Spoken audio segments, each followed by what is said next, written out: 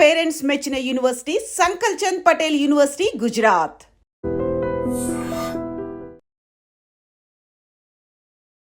నమస్తే, నేను Kavitha. Welcome to I Dream News and నిజాలు.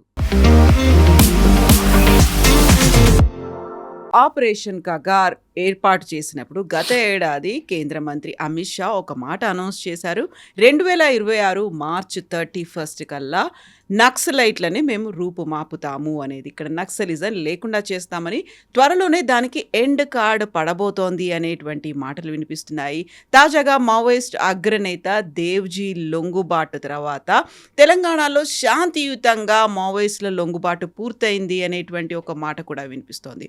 బట్ దీంతో పాటుగా ఆపరేషన్ కగార్ అయినా, ఆపరేషన్ బ్లాక్ ఫారెస్ట్ అయినా విజయవంతంగా సక్సెస్ అయ్యాయి అని చెప్తూ ఉన్నప్పుడు అక్కడే వినిపించేటువంటి కొన్ని మాటలు ఉన్నాయి. మావోయిజాన్ని, నక్సలిజాన్ని మీరు అంతం చేయలేరు, ఒక చోటు నుంచి మెల్లిగా ఇంకొక చోట స్ప్రెడ్ అవుతుంది, ఉద్యమాల్ని మీరు రూపుమాపలేరు అనేటువంటి మాట. ఏది నిజం? మనతో పాటుగా ఉన్నారు సీనియర్ జర్నలిస్ట్ సురేష్ కొచ్చతిల్ గారు. సార్ నమస్తే. సో మనం ఆపరేషన్ కగార్ గురించి గతంలో మాట్లాడుకున్నప్పుడు ప్రతిసారి దేవ్జీ ఎక్కడున్నాడు, లొంగిపాటు అవుతాడా లేకపోతే ఎన్కౌంటర్లు అవుతాయి, ఇవన్నిటి తర్వాత నిన్న మీడియా ముందుకు వచ్చాడు. ఆయన అనౌన్స్ చేసిన తర్వాత ఇప్పటికి కూడా నేను పోరాటాలు చేస్తూనే ఉంటాను, కాకపోతే ప్రజల మధ్యలో ఉండి ఉద్యమాలు చేస్తాను అనే మాట. ఎందుకని ఇంత పెద్ద హైడ్రామా అనేది నడుస్తోంది ఆపరేషన్ కగార్ చుట్టూ? ఒకటి, ఇదంతా అమిత్ షా గారు ఒక డెడ్ లైన్ ఇచ్చారు. మార్చ్ 31 లోపల 2026 దాకా నక్సలిజాన్ని మొత్తం దేశం నుంచి తోడ్చి బయటకు వేసేస్తాను, కంప్లీట్గా ఫినిష్ చేసేస్తాను. ఆ టార్గెట్లోనే ఉన్నారు ఆయన. దీనికి కారణం చాలా ఉన్నాయి. దీనికి ఒకటి, coordinated attacks. Central government, Chhattisgarh government, Maharashtra government, Telangana government, Odisha, Andhra, కొంచెం మటుకు మధ్యప్రదేశ్. ఈ గవర్నమెంట్స్ అన్నీ కలిసి పనిచేస్తుంది. ఈసారి మీరు చూస్తుంటారు, లాస్ట్ ఒక 2 సంవత్సరాల్లో చాలా హై డిగ్రీ ఆఫ్ కోఆర్డినేషన్ ఉండే. ఒకటి, చాలా మటుకు యంగ్ ఐపీఎస్ ఆఫీసర్స్ని తీసుకొచ్చారు అమిత్ షా గారు, డైరెక్ట్లీ వాళ్ళ హోమ్ మినిస్ట్రీకి రిపోర్ట్ చేసేలాగా. Highly trained, of course commando units ఉన్నారు, మన దగ్గర గ్రేహౌండ్స్ ఉంది, వాళ్ళ వైపు కోబ్రా ఉంది, మహారాష్ట్ర వైపు మిగతా వాళ్ళ కమాండో ఫోర్సెస్ ఉన్నాయి. కానీ ఈసారి జరిగింది ఏంటంటే, ఎన్కౌంటర్స్ అంతా ఛత్తీస్గఢ్లో నడుస్తాం, ఇది చూసుంటారు. ఆ తెలంగాణలో వచ్చి సరెండర్ చేస్తున్నారు. సరే, కొంతమంది 60 మంది, దానికన్నా ముందు 200 మంది, బట్ లోవర్ క్యాడర్ వాళ్ళు మహారాష్ట్రలో సరెండర్ చేశారు. గడ్రిచోలిలో ఈవెన్ ఫడ్నవీస్ గారు వచ్చారు దానికి, సరెండర్ సెరమనీకి. కానీ ఇప్పుడు డౌట్ ఎందుకు వస్తుందంటే, తెలంగాణలో వచ్చేందుకు సరెండర్ చేస్తున్నారు వీళ్ళు. ఎక్కడున్నారు అక్కడ ఉండి అక్కడి నుంచి కొట్లాడి, ఎందుకంటే వీళ్ళ దగ్గర ఎప్పుడు వాళ్ళకి స్లోగన్ ఉండే, మేము we will never surrender, we will fight and die అని చెప్పేసి. కానీ ఇప్పుడు సడన్గా స్ట్రాటజీ మారిపోయింది, ఎందుకు అర్థం కావట్లేదు. పాలిటిక్స్కి వచ్చేస్తున్నారు అని డౌట్ ఉంది ఇప్పుడు. అవునా? Direct Seethakka example, from bullet to ballot, చాలా ఎగ్జాంపుల్స్ ఉన్నాయి కదా మన దగ్గర, అట్లాంటి people who have come from that this. కానీ దానికి ఏదైనా పొలిటికల్ పార్టీ వాడుకుంటున్నారా వాళ్ళని, అదొకటి డౌట్ వస్తుంది. సో తెలంగాణ వైపు ఎందుకు ఇంత పెద్ద హై ప్రొఫైల్ సరెండర్ నడుస్తుంది? అది ఛత్తీస్గఢ్లో ఎందుకు జరగలేదు, మహారాష్ట్ర ఎందుకు జరగలేదు? అఫ్కోర్స్ మీరు చెప్పొచ్చు వీళ్ళందరూ తెలంగాణ నుంచి, ఎందుకంటే నక్సలైట్ మూమెంట్లో చాలామంది సీనియర్ లీడర్లు అందరూ అప్పుడు ఉమ్మడి ఆంధ్రప్రదేశ్ కానీ ఇప్పుడున్న తెలంగాణ నుంచే. Even Devji is from Peddapalli. అట్లాంటి పరిస్థితుల్లో నక్సలైట్ మూమెంట్ ఫ్యూచర్ ఏంటి అనేది క్వశ్చన్ వస్తుంది. మీరు చెప్పారు వీళ్ళందరూ ప్రజల నడుమిట్లో ఉండి మేము పోరాటం చేస్తాం అంటే, రేపు పోటీ చేస్తారా? ఎలక్షన్లో పోటీ చేస్తారా? మీరు చంపిన 76 మంది సిఆర్పిఎఫ్ వాళ్ళ ఫ్యామిలీలు, as per legal this one, even today ఒక ఎఫ్ఐఆర్ వేస్తే మిమ్మల్ని అరెస్ట్ చేయొచ్చు. ఆ కేసు ఇంకా ఉంది అక్కడ, ఎక్కడికి వెళ్ళలేదు కేసు అది. Today was speaking to one farmer DGP, ఆయన పేరు తీసుకున్నాను కానీ, farmer DGP of a state, not from Andhra Telangana but Telugu person. ఆయన చెప్పారు నాకు, ఇన్ఫాక్ట్ పొద్దున్న దూరదర్శన్లో ఒక డిబేట్లో కూడా ఈ మాట వచ్చింది, దాట్ ఈ కేసులు ఎక్కడ పోవు. మీరు అనుకుంటారు కేసులు అయిపోయినాయని, కాదు, అక్కడ వాళ్ళ families are demanding a closure. 76 మంది సిఆర్పిఎఫ్ జవాన్ల వాళ్ళ భార్య వాళ్ళు కానీ పిల్లలు కానీ వాళ్ళు డిమాండ్ చేస్తున్నారు జస్టిస్. వీళ్ళు సరెండర్ చేసి వీళ్ళకి ₹1 కోటి యూనియన్ గవర్నమెంట్ ఇస్తారు, 20 లక్షలు స్టేట్ గవర్నమెంట్ ఇస్తారు, మమ్మల్ని ఎవరు కాపాడుకుంటారు అని అడుగుతున్నారు. మా ఫ్యామిలీలు కోల్పోతున్నాయి ఎంతోమంది, నాట్ జస్ట్ ఆ సిఆర్పిఎఫ్, దానికన్నా ముందు జరిగింది, దానికన్నా తర్వాత జరిగిన ఎన్కౌంటర్ చాలా మటుకు చనిపోయారు పోలీసు వాళ్ళు. వాళ్ళ ఫ్యామిలీస్ అడుగుతున్నారు, మీరు సరెండర్ మీరు యాక్సెప్ట్ చేస్తున్నారు, పర్ఫెక్ట్, నో ప్రాబ్లం. కానీ సరెండర్ చేసిన తర్వాత వీళ్ళు రీసెటిల్మెంట్ ఎందుకు చేయాలి, వీళ్ళు జైల్లో ఎందుకు ఉండకూడదు. సో ఇక్కడ డైలమా ఇప్పుడు రాబోతుంది చూడండి. నెక్స్ట్ 1 వీక్ 10 days 1 monthలో ఏం జరగబోతుంది. ఎందుకంటే మన వైపు జరిగిన సీనియర్ పోలీస్ ఆఫీసర్స్ హత్యలంతా చాలా మటుకు అంత సీరియస్గా తీసుకోలేదు. వీళ్ళు ఎక్కడ ఎఫ్ఐఆర్ వైపు వెళ్ళలేదు. ఒకటి వ్యాస్ గారి మర్డర్ లాల్ బహదూర్ స్టేడియంలో జరిగింది, ఉమేష్ చంద్ర హత్య జరిగింది.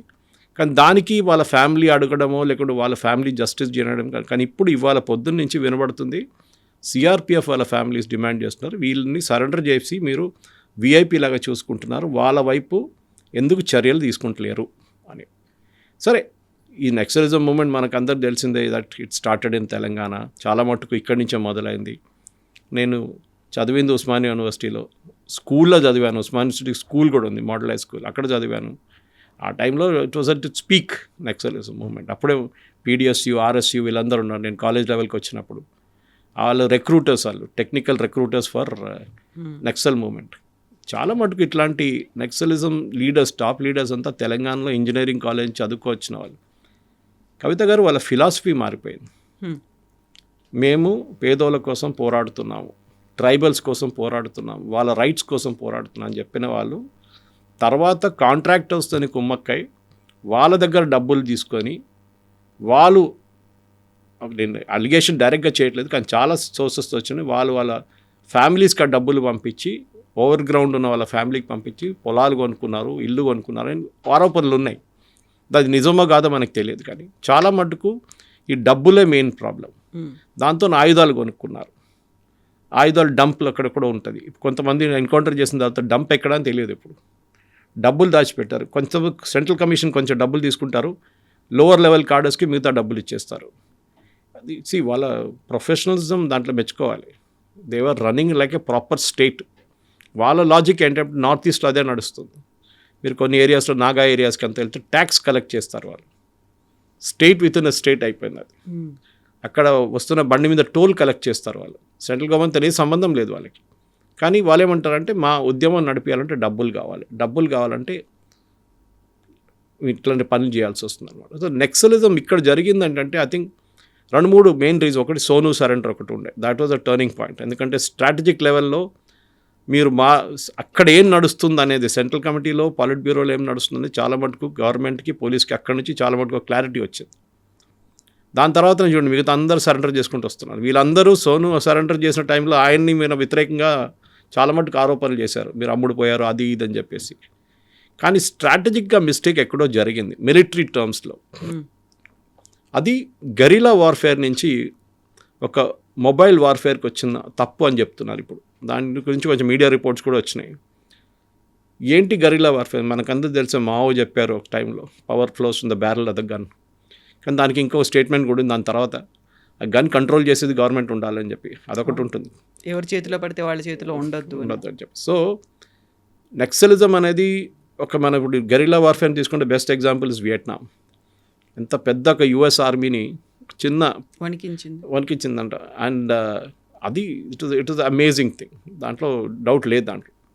ఎందుకంటే కమిటెడ్ ఫోర్స్ అంటే వాళ్ళు చేయొచ్చు, వాళ్ళు అట్లాంటి ఏమైనా చేయొచ్చు.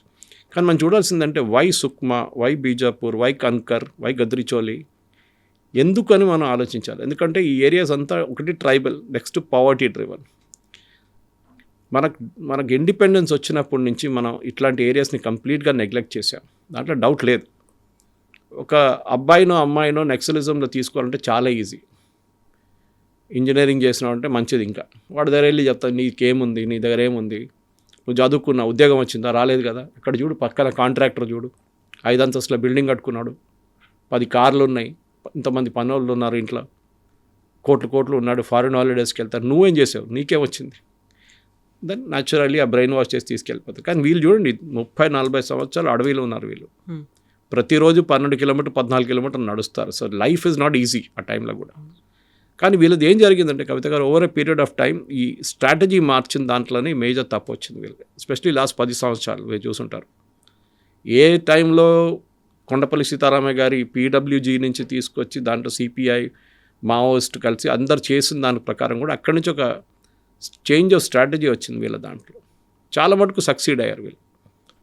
అంటే మీరు ప్రతి ఊరికి వెళ్తే అక్కడ ఉన్న ట్రైబల్స్ వీళ్ళ గురించి పోలీసు వాళ్ళు ఎంత ప్రశ్నించినా కానీ వాళ్ళు మాట్లాడరు.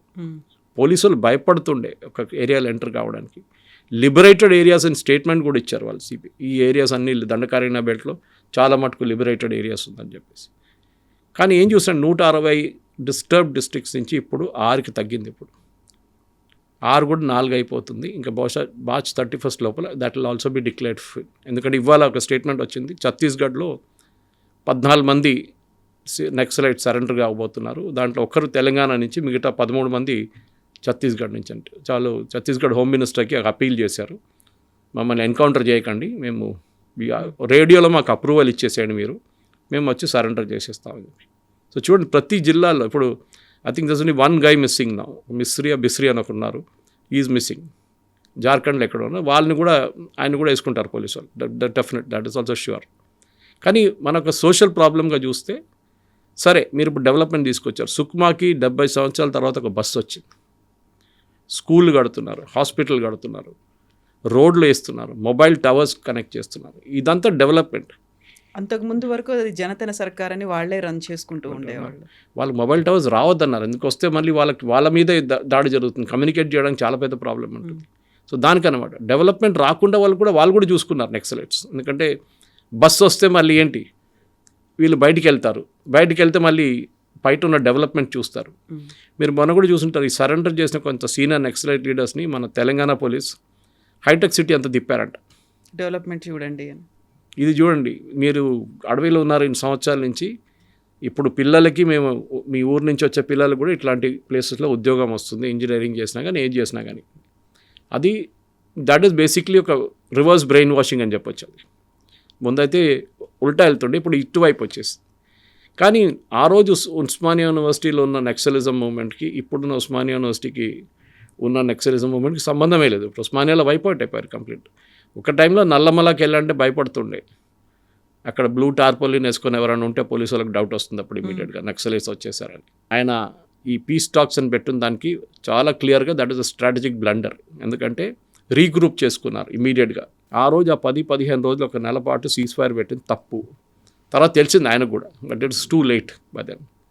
కానీ ఇప్పుడు జరిగింది, అమిత్ షా గారు ఇచ్చిన డెడ్ లైన్ చూడండి, ఎంత స్పెసిఫిక్గా కొడుతున్నారు వీళ్ళని. So that even senior leaders, central committee members కూడా సరెండర్ చేస్తున్నారు ఇప్పుడు.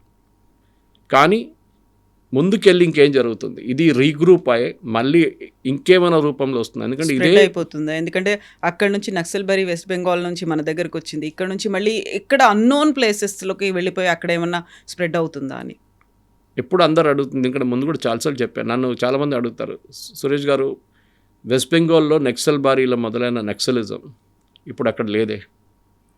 Correct. Kerala first elected communist government of the world, EMS Namboodiripad. Naxalism అక్కడ లేదే. దానికి కారణాలు ఉన్నాయి. వెస్ట్ బెంగాల్ అండ్ కేరళ ఆ టైంలో కమ్యూనిస్ట్ వాళ్ళు రూల్ చేస్తుండే. ఆ టైంలో వాళ్ళు ల్యాండ్ రిఫార్మ్స్ తీసుకొచ్చారు. దీనికి బేసిక్ కారణం అది. అక్కడి నుంచే మొదలవుతుంది అన్ని ప్రాబ్లమ్స్. ఒక్కడికి 100 ఏకర్లు 200 ఏకర్లు ఉంటుంది, ఈ పేదోనికి 1 ఏకర్ కూడా ఉండదు. వాళ్ళు ఎట్లా జీవితం ఎట్లా నడిపించుకుంటారు. సరే భూదాన్ మూమెంట్ తీసుకొచ్చారు, ఆచార్య వినోబావే అదంతా చేశారు బాగానే, కానీ అది ఒక లిమిట్ నుంచి బయటకు వెళ్ళలేదు. అది ఉన్న భూదాన్ ల్యాండ్లో కొట్టేశారు మన వాళ్ళు ఇక్కడ హైదరాబాద్ పక్కన. ఈ పరిస్థితుల్లో land reforms was the crucial factor కేరళలో. వెస్ట్ బెంగాల్లో కూడా Jyoti Basu government brought in land reforms. దాంతో నక్సలిజం మొత్తం అక్కడి నుంచి అవుట్ అయిపోయింది. వాళ్ళ మెయిన్ ప్లాంక్ ఏముండంటే డెవలప్మెంట్ లేదు. మీరు చూడండి, మీకు పొలాలు లేవు, ఒకడికి 100 ఏకర్లు, మీకు 1 ఏకర్ కూడా లేదు. So what you me life ఏంటని చెప్పేసి. కానీ ఇప్పుడు వచ్చిన ఆ రొమాంటిసిజం ఉంది చూడండి, నక్సలిజంది ఒక టైంలో ఉండే. ఓకే, ఆ షేగవర్ ఆ టీషర్ట్ వేసుకోవడమా, లేకుంటే మావో పోస్టర్లు పెట్టడం, ఇదంతా పోయింది ఇప్పుడు. Now it's question of survival. So వీళ్ళకి కూడా అర్థమైపోయింది, మేము ఉంటే అడవిలో ఎక్కువ రోజులు ఉండాలి. ఎందుకంటే మీరు ఒక సెంట్రల్ కమిటీ మెంబర్ని అప్రోచ్ కావాలంటే ఆ టైంలో నాకు గుర్తుంది, చాలామంది జర్నలిస్ట్ ఇంటర్వ్యూ చేయడానికి వెళ్తుండే వీళ్ళని. వాళ్ళని ఒక ప్లేస్కి తీసుకెళ్ళి అక్కడి నుంచి మొత్తం కట్టేసి కళ్ళని కట్టేసి అదే 15-20 కిలోమీటర్ 30 కిలోమీటర్ నడిపించి 2 బండ్లు 3 బండ్లు చేంజ్ చేసి లాస్ట్ కలుస్తారు వీళ్ళని. కానీ సెంట్రల్ కమిటీ మెంబర్స్ కూడా ఇప్పుడు 15, 50 నుంచి 22 నుంచి 4 వచ్చేస్తారు. ఈ 4 కూడా వేసుకుంటారు కొన్ని రోజుల్లో. వాళ్ళు కూడా సరెండర్ అవుతారు మోస్ట్లీ. కాకపోతే వాళ్ళని ఎన్కౌంటర్ చేసేస్తారు. ఫ్యూచర్ ఏంటి? మీరు అడిగిన ప్రశ్న అదే.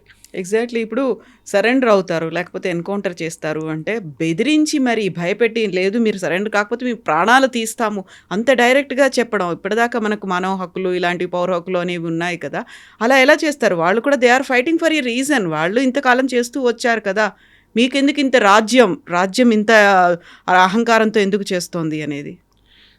అది 2 పర్స్పెక్టివ్స్ ఉంది కవిత గారు. మనం ఫిలాసాఫికలీ ఆలోచిస్తున్నాం, ఒకటి స్ట్రాటజికలీ ఆలోచిస్తున్నాం.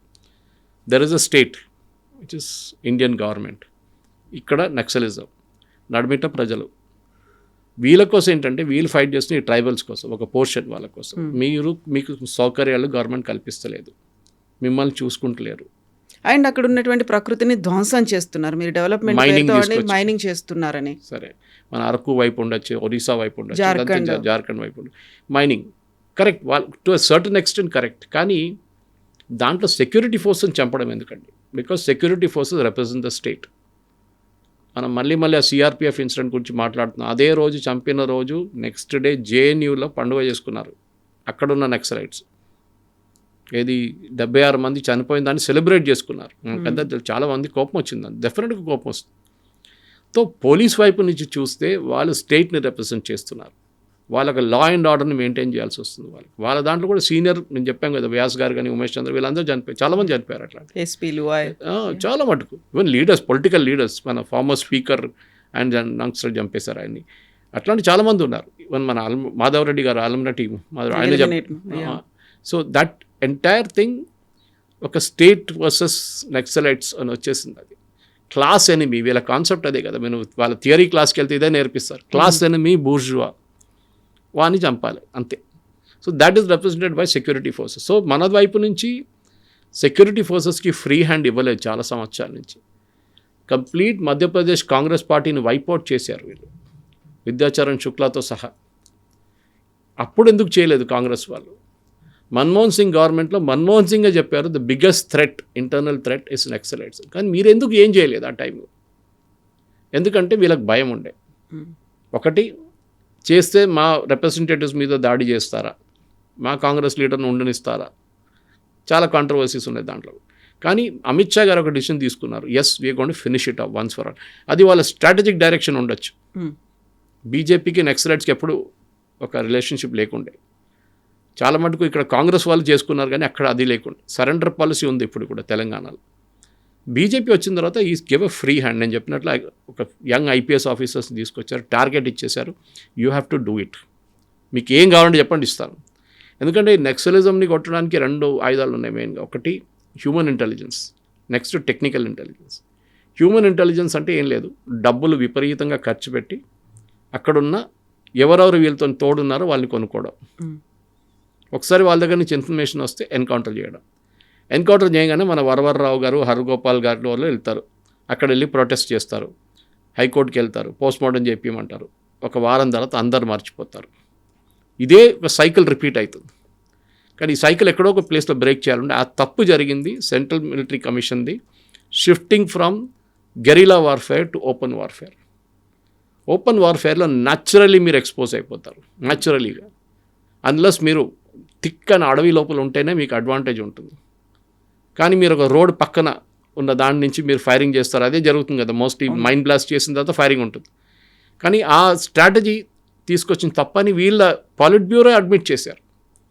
మళ్ళీ 2024లో మేము తిరిగి గరిలాకి అనగానే ఇట్స్ టూ లేట్, అయిపోయింది, ఫినిష్, మ్యాటర్ ఎండ్స్.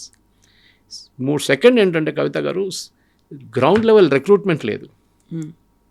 ఫస్ట్ మీరు ఒక సెంట్రల్ కమిటీ మెంబర్ని అప్రోచ్ కావాలంటే 3 సర్కిల్స్ ఉంటాయి వాళ్ళకి. ఒక సర్కిల్ బాడీ గార్డ్స్, దాని తర్వాత అవుటర్ లేయర్, అవుటర్ డిఫెన్స్, అక్కడి నుంచి 2 కిలోమీటర్ల దూరం వెళ్తే నెక్స్ట్ 1, దాని తర్వాత నెక్స్ట్ 1. కానీ ఇప్పుడు ఈ లాస్ట్కి లేదు, నడిమిట్లో కూడా లేదు. ఇప్పుడు చూడండి, మన సరెండర్ చేసిన 24 మందితో సరెండర్ చేస్తున్నారు, విచ్ ఇస్ నథింగ్. అంత సీనియర్ లెవెల్లో ఉన్న మనుషులు ఎక్కడ పోయారు వీళ్ళందరూ? చాలామంది సరెండర్ చేశారు. మీరు చూడండి, బస్తర్ వైపు కానీ గద్దిర్చోలి వైపు 600 మంది సరెండర్ చేశారు. వీళ్ళందరూ లోవర్ లెవెల్ కార్డర్స్, ట్రైబల్ ఏరియా నుంచి ట్రైబల్స్ని తీసుకుంటారు వీళ్ళు. వాళ్ళకి మోటివేషన్ లేదు, ఇప్పుడు డబ్బులు రావట్లేదు, వాళ్ళ బతుకు డేంజర్, వాళ్ళు చూస్తున్నారు ఎన్కౌంటర్ చనిపోతే మాకేమొస్తుందని. డబ్బులు రావట్లేదు అనుకున్నప్పుడు ఇప్పుడు దేవ్జీ కంటే ముందు సరెండర్ అయినటువంటి టాప్ లీడర్స్ చెప్పిన మాట, కిలోల కొద్దీ మేము బంగారం వాళ్ళకే ఇచ్చేసాము, ఆ తర్వాత కోట్ల డబ్బు కూడా ఉంది, వాటిని రిటర్న్ చేసే మేము సరెండర్ అవ్వడానికి వచ్చామని. అంత డబ్బు అంత బంగారం ఇప్పుడైతే వాళ్ళతో పాటుగా వస్తున్నప్పుడు వాళ్ళ టీంను తీసుకొస్తున్నారు, కొన్ని మారణాయుధాలని పట్టుకొస్తున్నారు. దెన్ వాట్ అబౌట్ ఆ డంపింగ్ అవన్నీ ఏం చేస్తారు, ఎక్కడ ఉంటాయి? Big question. ఎందుకంటే చాలా మటుకు ఆరోపణలు ఎక్కడి నుంచి వచ్చింది చెప్పాను చూడండి. నేను ఈ మిస్యూజ్ ఆఫ్ మనీ గురించి కూడా వీళ్ళ నడిమిట్లో ఒక పెద్ద ప్రాబ్లం ఉండే. ఎందుకంటే వీళ్ళకు ఒక డిసిప్లిన్ ఉంది, మీరు ఏదైనా మెచ్చుకోవాలి, డిసిప్లిన్ ఉంది వాళ్ళ దాంట్లో. సో డిసిప్లిన్ని వైలేట్ చేసినప్పుడే ప్రాబ్లమ్స్ అంతా వస్తుంది. In fact I think Sonu surrender చేసినప్పుడు వెపన్స్ అక్కడ పెట్టేసి వెళ్ళిపోమని చెప్పారు. Don't take the weapons with you అని చెప్పారు సరెండర్ టైంలో. యూజువల్లీ వీళ్ళు వెపన్స్తోనే సరెండర్ చేస్తారు. కానీ ఇప్పుడు జరిగిన సరెండర్లు చూడండి, చాలా మటుకు లోవర్ లెవెల్ క్యాడర్స్ దగ్గర వెపన్స్ ఉంటుంది, వాళ్ళ దగ్గర senior committee, central committee members weapons carry చేయరు యూజువల్లీ. కానీ మీరు అడిగిన ప్రశ్నకి ఆ బంగారం ఎక్కడ పోయిందంటే ఇప్పుడు కూడా $1 బిలియన్ క్వశ్చన్. డంప్స్ ఎక్కడ ఉంది అది తెలియదు ఇప్పుడు. చాలా మటుకు డంప్స్ ఎన్కౌంటర్ అయిన తర్వాత ఎన్కౌంటర్ అయిన మనిషికి వానితో వెళ్ళిపోయింది అనమాట డంప్స్ అంతా. వాళ్ళ నాలెడ్జ్లో ఉండే ఎక్కడ ఉందని. వీళ్ళు ఎప్పుడూ ఒకరికొకరికి కనెక్షన్ మెయింటైన్ చేసుకోరు, చాలా క్లియర్ అది. ఎందుకంటే దాన్ని ఒకరిని పట్టుకుంటే నెక్స్ట్ పొజిషన్ ఎక్కడ తెలుస్తుంది ఈజీగా. వాని naturally third degree method use చేస్తే చెప్పేస్తాడు ఎక్కడ ఉందనేది. కానీ ఇప్పుడు మీరు అడిగిన ప్రశ్నకి అదొక పెద్ద ప్రశ్న. నెక్స్ట్ మళ్ళీ ఇది రాకుండా చూసడానికి అది ఇంకా పెద్ద ఒక ఛాలెంజ్ కవిత. ఎందుకంటే ఇంకా కొత్త రూపంలో తయారై వస్తుంది అది. And that is going to be a big question. గవర్నమెంట్కి డెవలప్మెంట్ మైనింగ్, రెస్పాన్సిబుల్ మైనింగ్ చేయాలి, ఇర్రెస్పాన్సిబుల్ మైనింగ్ కాదు. అరకు వైపు కానివ్వండి, ఇటు ఒరిస్సాల కాలంది అటువైపు, ఛత్తీస్గఢ్లో కూడా ఉంది చాలా మటుకు. Mining should be very very responsible mining. ఎందుకంటే అక్కడే ఈ ప్రాబ్లం అంతా స్టార్ట్ అవుతుంది మళ్ళీ కొత్తగా. ఎందుకంటే పాత సిస్టంలో మీకు కాకతీయ యూనివర్సిటీ కానీ ఉస్మానియా యూనివర్సిటీ నుంచి ఫీడర్స్ ఉండే, మీకు రెగ్యులర్ రిక్రూట్మెంట్ ఉండే. ఇప్పుడు ఆ రిక్రూట్మెంట్ మొత్తం ఆగిపోయింది. నాకు ఇప్పుడు కూడా గుర్తుంది, చదువుకున్న టైంలో ఒకరోజు రామ్నగర్ దగ్గర మా జమోస్మానియా ఇల్లు, అక్కడి నుంచి రామ్నగర్ దగ్గర నిలబడి మాట్లాడుతున్నాం మా ఫ్రెండ్స్ అందరూ. ఒక సండే రోజు సడన్గా ఒక పోలీస్ వ్యాన్ వచ్చింది, అన్మార్క్డ్ వ్యాన్. ఒక 5 మంది దిగారు ప్లెయిన్ క్లోత్స్ వల్ల, ఒక ఫ్లాట్కి పైకి వెళ్ళారు, 5 పిల్లల్ని పట్టుకొచ్చారు కిందకి. మేము చూస్తూనే ఉన్నాం. ఏం జరిగిందంటే మాకు కూడా surprise, with in matter of seconds ఇదంతా జరిగింది. తర్వాత తెలిసిందంటే దేవర్ కొరియర్స్. వీళ్ళు ఏం చేస్తారు, కాలేజ్ పిల్లల్ని వాడుకుంటారు నక్సలైట్స్. వీళ్ళు ఎక్కడి నుంచి మెసేజ్ ఇంకో ప్లేస్కి పంపించడానికి న్యాచురల్లీ వాళ్ళని వాడుకుంటారు. ఆ చైన్ మీరు బ్రేక్ చేశారనుకోండి, then you will get to know who is where అనేది. అది ఉండేది మనకు, అది కూడా పోయిన తర్వాత. సో వీళ్ళది ఏంటంటే గ్రౌండ్ లెవెల్ నుంచి మొత్తం సపోర్ట్ పోయింది వీళ్ళది. ఇంకోటి ఈ సెక్యూరిటీ ఫోర్స్ని చెప్పడం, ఈవెన్ ట్రైబల్స్ని చెప్పారు చాలామంది చంపారు. లాజిక్ ఏంటంటే వాళ్ళు పోలీస్ ఇన్ఫార్మర్స్ అయిపోయారు, అది ఇదని చెప్పి వాళ్ళని చంపారు.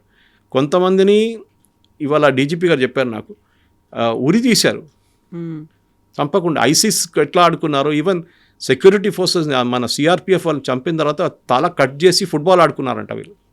ఆలోచించండి, అంత దారుణమైన పరిస్థితి ఉండే అక్కడ. సో న్యాచురల్లీ సెక్యూరిటీ ఫోర్సెస్ కూడా వాళ్ళ కోపం ఉంటుంది, చేతిలో దొరికితే వీళ్ళని ఫినిష్ చేసేసారు. అది నక్సలైట్స్ తెలుసు, పోలీసు వాళ్ళకి తెలుసు. వీళ్ళ చేతిలో వాళ్ళు దొరికితే ఫినిష్, వాళ్ళ చేతిలో వీళ్ళు దొరికితే ఫినిష్ అన్నమాట. కానీ ఇప్పుడు గ్రౌండ్ లెవెల్ నుంచి మొత్తం సపోర్ట్ పోయింది, వాళ్ళ పర్సనల్ బాడీ గార్డ్స్ కూడా తగ్గిపోయారు. There is no other way. And next is మన పోలీస్ ఫోర్సెస్ కూడా మెచ్చుకోవాలి. ఒకటి నెగోషియేటింగ్ అని చెప్పి చాలా స్పెషలైజ్ స్కిల్ అది.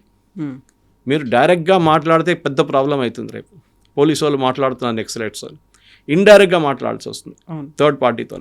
మాట్లాడి సరెండర్ చేయడానికి నెగోషియేట్ చేయాలి. అది ఎప్పుడు బయట చెప్పారు, it is the kind of trade secret. అంత అయిన తర్వాత ప్రెస్ కాన్ఫరెన్స్ అనౌన్స్ చేసిన తర్వాతనే వీళ్ళు మీడియా ముందు తీసుకొస్తారు. ఫస్ట్ 2-3 రోజులు డీబ్రీఫింగ్ ఉంటుంది, ఐబీ వాళ్ళు ఉంటారు, ఐబీ వాళ్ళు ఇంటర్వ్యూ చేస్తారు, ఎక్కడ ఏంటి ఎంతమంది ఉన్నారు మొత్తం డీటెయిల్స్ కంప్లీట్గా అడిగిన తర్వాతనే, డీబ్రీఫింగ్ అయిన తర్వాతనే వీళ్ళని మీడియా ముందు తీసుకొస్తారు. అక్కడ కూడా ఎక్కువ ప్రశ్నలు అడగడానికి ఆపర్చునిటీ ఉండదు, అంతే న్యాచురల్లీ అంతే. కానీ ఇప్పుడు జరిగిన ఈ మార్పుల్లో అమిత్ షా గారు విల్ క్లెయిమ్ అ విక్టరీ, అంటే డౌట్ లేదు.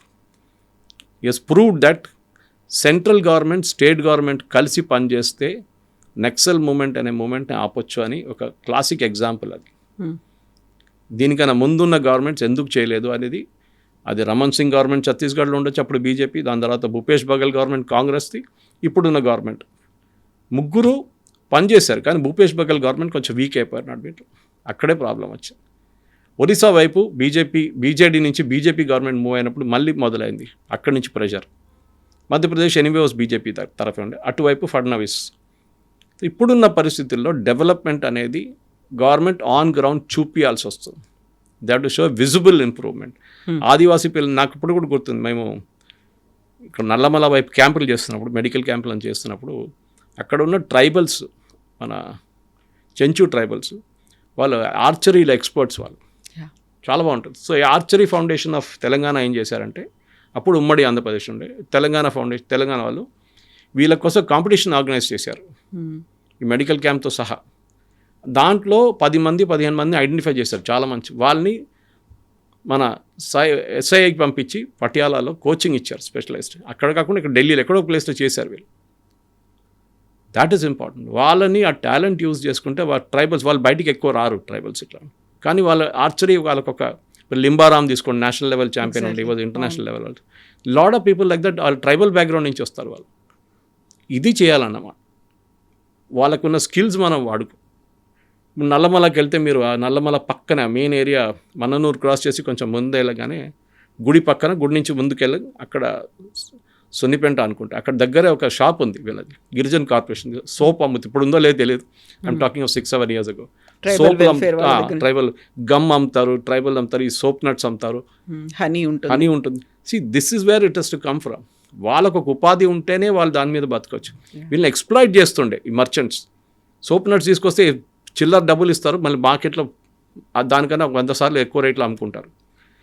గిరిజన్ కార్పొరేషన్ కూడా it has failed, this no doubt about it. వాళ్ళు కూడా సరిగా పనిచేయట్లేదు.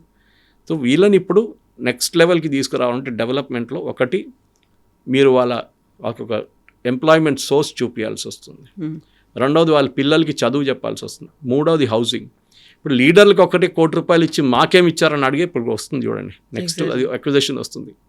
₹1 ఇస్తున్నారు సెంట్రల్ కమిటీ మెంబర్కి, మాకేమి ఇచ్చారు, మేము కూడా పోరాటం చేశాం కదా అంటారు. That is going with the point. కానీ ఇప్పుడు కూడా మెయిన్ లీడర్స్ ఎక్కడున్నారో తెలియదు, గణపతి ఎక్కడున్నారో తెలియదు, రామకృష్ణ చనిపోయారని చెప్తున్నారు. వీ డోంట్ నో వెస్ట్, ఆయన నేపాల్లో ఉన్నారు అంటున్నారు గణపతి. చూద్దాం whether government of India will demand his return. కానీ this is the body blow అని చెప్పొచ్చు, ఇంగ్లీష్లో అంటారు, కంప్లీట్ బాడీ బ్లో. ఇప్పుడు జరిగింది, లాస్ట్ 3 రోజులు జరిగింది. ఇంకా బహుశా ఒక వారం 10 రోజులు ఇంకా కొన్ని సరెండర్ జరగబోతుంది. మార్చి 31 అనేది ఉంది, ఇంకా టైం ఉంది, ఇంకా టైం ఉంది. సో డెఫినెట్గా ఐ థింక్ ఒక మార్పు అయితే వస్తుంది కవిత గారు. కానీ ఆ పాత సిస్టమ్కి నెక్సలిజం ఎప్పుడు తిరిగి వెళ్ళదు. అది ఓవర్. దట్ ఆ రొమాంటిసైజం, అన్నలు వస్తున్నారు, వాళ్ళకి బియ్యం ఇవ్వాలి, వాళ్ళకి చింతపండు ఇవ్వాలి, అన్ని ట్రైబల్స్ దగ్గర నుంచే తీసుకెళ్తుండే వీళ్ళు. అదంతా ఇప్పుడు బంద్ అయిపోయింది. 40 సంవత్సరాలు అంటే కమిట్మెంట్ అండి, absolute commitment, no doubt about it. మీరు 40 సంవత్సరాలు చిన్నప్పటి నుంచి మీ అడవిలో ఉండి రోజు 15-16 కిలోమీటర్లు ట్రావెల్ చేయడం, ప్రతిరోజు టెన్షన్లో ఉంటారు, ఎప్పుడు పోలీస్ ఎన్కౌంటర్ చేస్తారు. This is a great, that is a commitment, మెచ్చుకోవాలి. కానీ ఆ కమిట్మెంట్ ఎక్కడో దారి తప్పిపోయింది. అది ఇప్పుడు కొంతమంది కూడా ఎక్కడెక్కడో వెళ్ళిపోయారు, వాళ్ళందరూ ఎక్కడున్నారో కూడా తెలియదు అనుకున్నప్పుడు మళ్ళీ వాళ్ళే చెప్తున్నటువంటి ఒక మాట, మీరు మమ్మల్ని రూపుమాపలేరు, ఉద్యమాన్ని ఆపేయలేరు అని. సో వాళ్ళు ఎక్కడికి వెళ్తారో, ఎక్కడి నుంచి ఎటు తేలుతారో, అది మళ్ళీ ఎలాంటి రూపం మార్చుకుంటోందో ఇదొక థ్రెట్ కూడా ఉంది కదా.